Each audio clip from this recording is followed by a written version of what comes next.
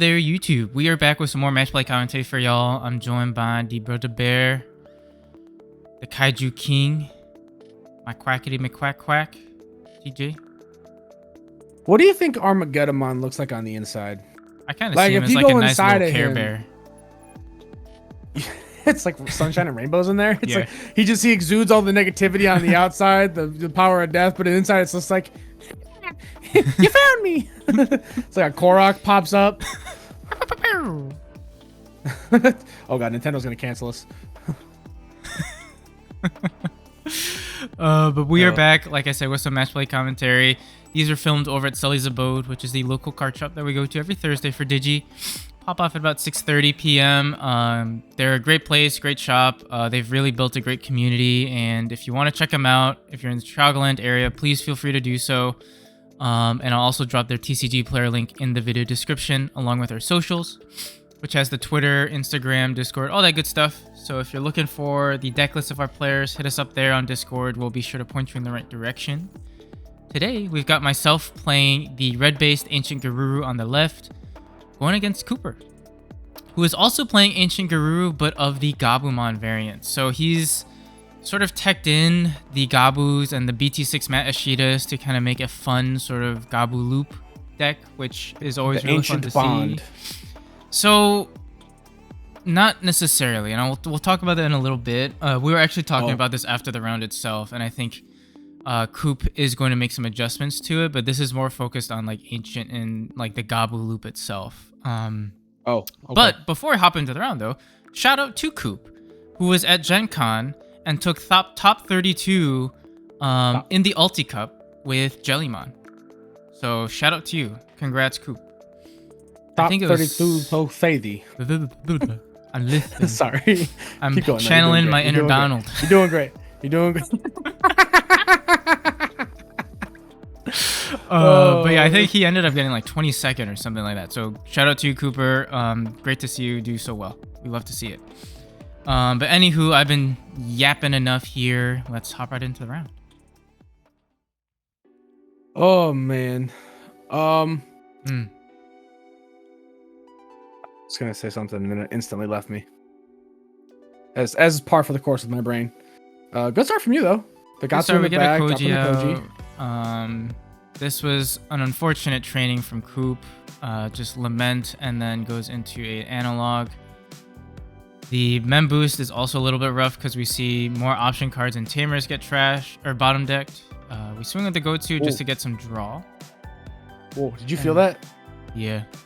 I think the Earth just rotated off its axis because everyone just got taller by a whole inch when they clicked the subscribe button. Oh my! It looks like I can ride the roller coaster now. Well, you're tall enough. You must be this tall to subscribe. Guess what? You're all tall enough. But Coop is just setting up his Tamers here. I Hammer Spark to go to 4. Then I go to Kendo on top of BT-7 Koji. We swing, we draw, so we gain the memory. Go into Lobo for 1. Then Lobo on Evo effect, Ancient for 3. We swing, we die immediately. Yeah, but we're going to die anyway. So we do go ahead and pick up the Koji back and pick up the Kendo. Yep. We can go ahead and play out a Koji. Man, imagine you just spit the same one back out, right? Yeah. I mean, that's pretty good. You got him down to 2 security already. Yeah. You're already threatening lethal next turn. Yeah. Yep. Yeah. Which I imagine is what's about to happen. So I'm assuming you probably just swing Gatsu? Oh no, you mad lad. You Evo first. Evo first. We swing, gain the memory off of the Koji, and then go ahead and swing, draw. Swing, draw. We have 2 memory now, so we just go into another hybrid. Oh yeah, that works. That do work. You got a little wild though, Evoing before checking security. That could have gone so south, so fast. It could have. But I knew, like, I mean, outside, like, we're not running Crimson because this is blue base. So, like, outside of like a Hammer Spark, I was just like, let me just make sure that I can proc the Koji off of. I mean, I would have procced it off of the swing anyway. I get the idea. Make sure that you get the extra memory off of the draw. Yeah. That makes sense. It is smart. I think it's a worthy gamble. Yeah.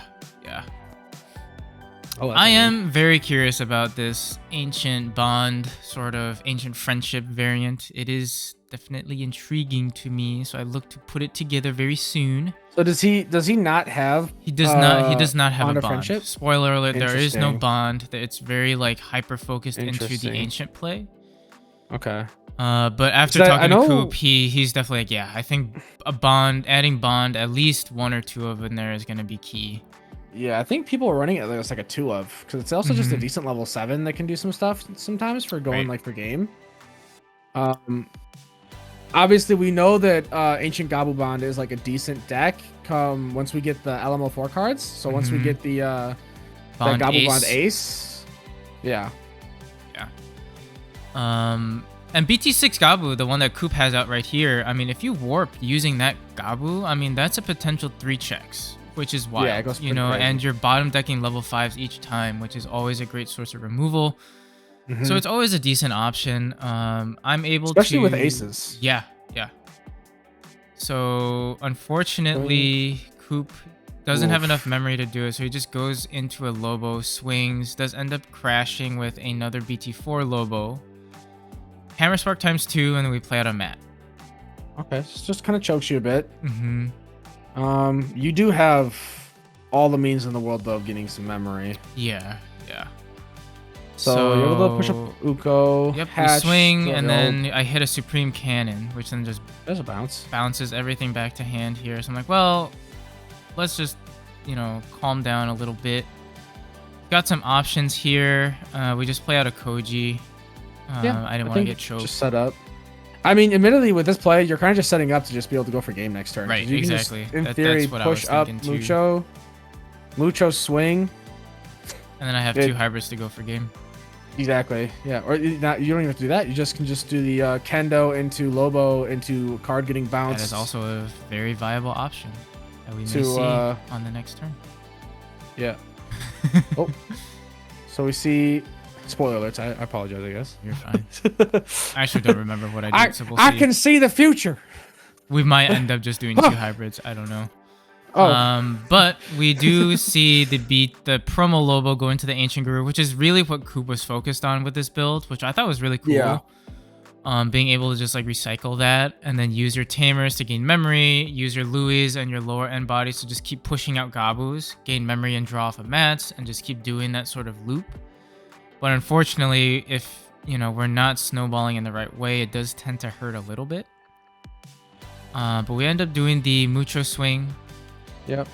Goes bye-bye. And goes bye-bye. We go ahead, go hybrid. We Yeah, swing with something to Kendo, bounce. gain the memory off a Draw, draw. yep. And then we've got another And hybrid in the then- back.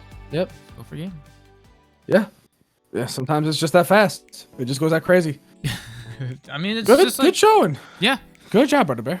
I mean, I think also like a good showing of me not really needing Ancient as much. It's just really like low to the ground aggression and then like, Oh no, hybrids. it's hybrids. Yeah, it's Which- just hybrids and Rookie Rush, which is like Right. it's part of why the deck's so good right now. It's the same reason that New Meta is good. It's just it's so efficient at staying low to the ground that it can just keep churning these things out, but then still has these like powerful top end options that it can play into when it needs them. Right.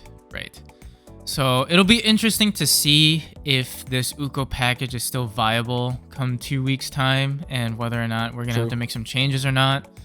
That it's going to be the biggest talking point over the next couple of weeks, I feel like, in terms of how decks are going to be fleshed out and how they're going to look like as the rest of BT-17 plays out into, what is it, EX7 now? So, or EX... Yeah, EX7. Yeah, EX7. So, You get it right. EX7 with the new structure decks as well. We're getting all on the same day. Yeah.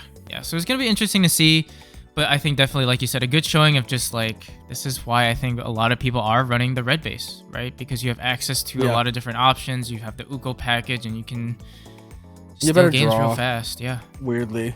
Yeah. But yeah, let us know what you guys think in the comment section down below. Hopefully you guys enjoyed this quick video and hopefully we catch you on the next video. Bye-bye. Bye.